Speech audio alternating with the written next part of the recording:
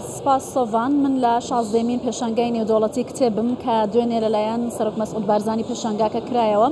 ژمارەیەک دەستگای چاپ و بڵاوکردنەوە لەم پێشانگای ئەم ساڵیشدا بەشدارن بە گرنگێکی زۆرەوە دەڕوانێتی پێشانگاکە بۆ ئەوەی کە هاوڵاتیان بتوانن لە هەر شوێنێک کە هەن ئەو کتێبانەی کە ئەیانەوێت لە دەستگاکانی چاپ و پەخش لە کوردستان و دەرەوەی وڵاتانی عەرەبیشەوە کە هاتوون لێرە بەدەستی بخەن. بەڵام من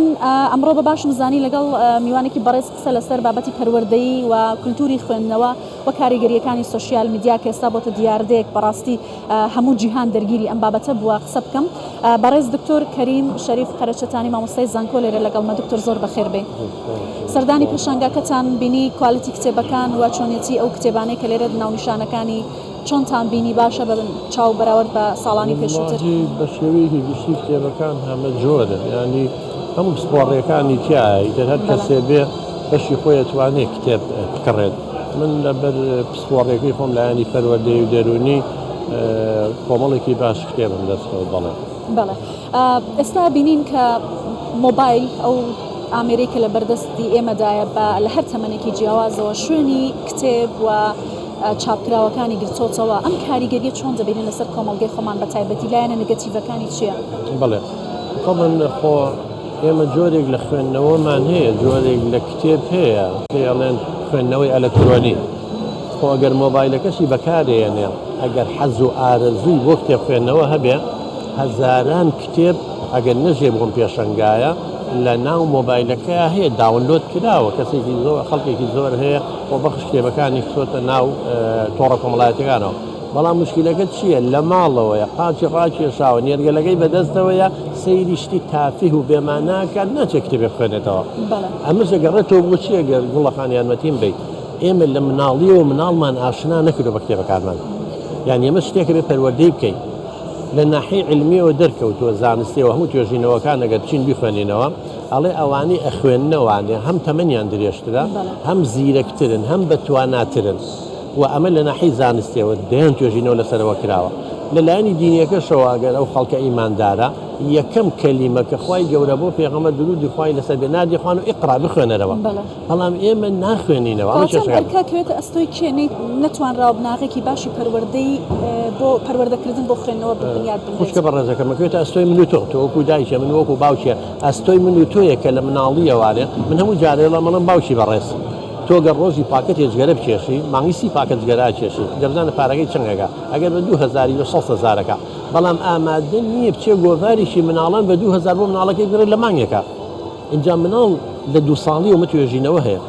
خوێنەواری نییە، بەڵام ڕسمەکانە بینێ، خۆشی و تام و چێژ لە ڕسمەکانە ببینە کە ئەم کتێبە ئاوا پەڕەکانی ئەم دیۆدیوەکە ڕایە لەگەڵیان پەنجەکانی نەرمە بێ لەگەڵ کتێبە بۆیە کە گەورە بوو ڕۆژ بە ڕۆژ حەزی لە کتێبە حەزی لە خوێندنەوەیە. اینجا کە من و تۆ وەکو دایک و باوکێ وەکو خوشک و برایە ئەم شتانە بۆ مناڵەکانمان خوێنینەوە شتی لێ فێرە بێ حەزەکە چیرۆکە ئەنواع چیرۆکی وێنەدار هەیە بۆ مناڵەکان خوێن. ئەمە وای لێیتە کە هاتە باخچەی ساوان حەزەکە کتێبی خۆشەوێ کە هاتە سەرەتایی بۆ شێوەیە بڕوات هەیە. منەوە 30 ساڵە مامۆسام لە زانکۆ هەتا وەکو ئێستا نەمبینیوە لە 100 خوێندکارەکانمان بچێ بە ئارەزوی خۆی کتێبێکی غێر منهەجی.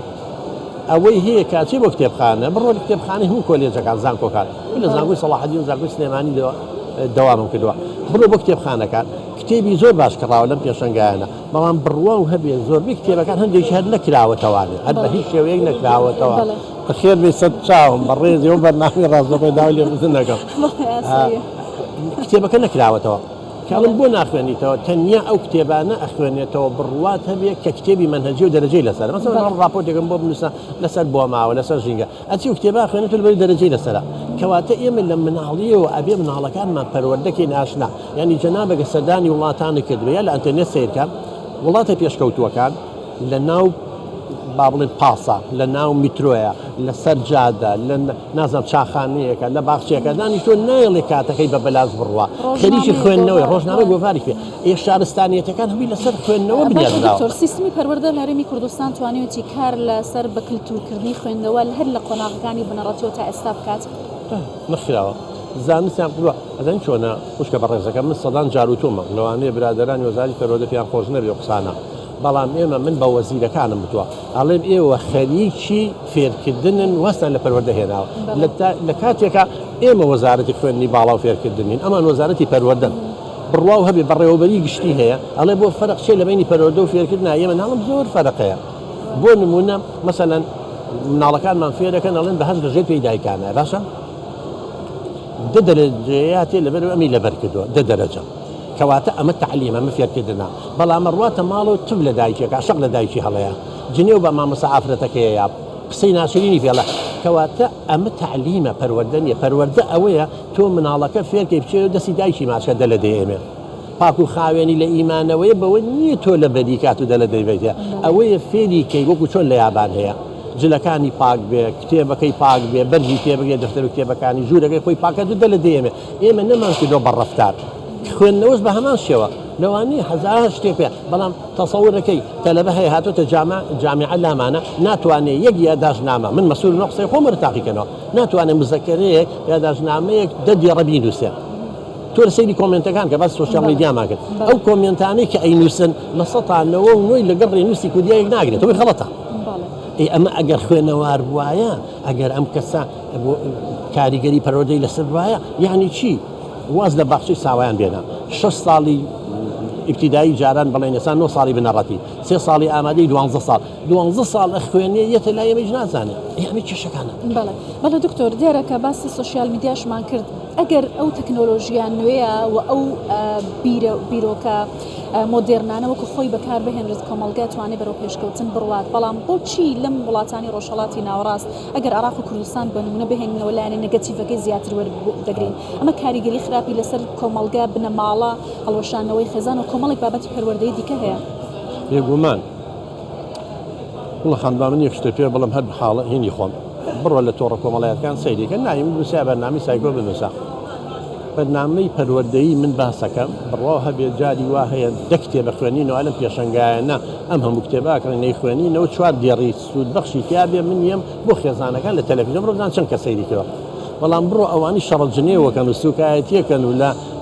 تیکتۆک و ئیهانی یەکتریەکەن و باسی غەریزەی جنسیەکەن بزانە چەند کە سەیریەکە کەواتە تۆ لەوەوە عەقڵێتی کۆمەڵگای کوردی بخوێنەرەوانێت ئێمە دائیمەن ئەوەی اهتیمام گرنگی بەڕووکەش و بەڕواڵەتین و دوای غەریزەکانمان کەوتوین دوای عەقڵ و دوای ڕۆشنبیری و دوای شتە جەوهەریەکان نەکەوتوین ئەمە هەمووی پەیوەندی بە پەروەردەوە هەیە ئەگەرێتەوە کۆمەڵگا پێشکەوێ ئەبێ پەروەردەی خێزانی چاکەی پەروەردەی سیاسی چاکەی پەروەردەی ژینگەی چاکەی پەروەردەی نیشتیمان ئێمە بۆ چەند ساڵ پەروەردەی نیشتیمانی خوێنێ لە مەکتەب بەڵام کوان نیشتیمان پەروەردی لە ناو تەلەبەکانمان لە ناو مناڵەکە ئەوتە بە وڵاتەکە بەجێڵێ ئەوتە بە ئاشکرا ئەڵێ با عەرەب بێ حکومە بکە ئەوتە بە ئاشکرا ئەڵێ جنێو بە کوردبوونی خۆیە یەکەواتە زۆر جار من ئەڵێم حکوومەتی هەرێمی کوردستان ئەو 30 ساڵ زیاترە چی کردووە تاوەکو هیچ نەبێ وڵاتەکەی خۆی خۆش بێت نەمانتوانیوە گیانی نیشتیمان پەروەردی بە معنە حەقیقیەکەی پەروەردەی نیشتیمانیش خوێنێ زۆر سپاس دکتۆر کەریم شەریف قەرەشەتانی مامۆستای زانکۆ سپاس کە لە سەدەکراوی کوردستان بچوار لەگەڵمان بووی سۆڤان من دەگەڕێمەوە لایتەوە توێژێک لەگەڵ دکتۆر کەریم شەریف قەرەشەتانی مامۆستای زانکۆ سەبارەت بە لایەنە گرنگەکانی پەروەردە بە تایبەتی لەم پێشانگایش کۆمەڵێک بابەتی گرنگی پەروەردەی هەیە گوڵباخ سپاس بۆ تۆ بۆ میوانەکەشت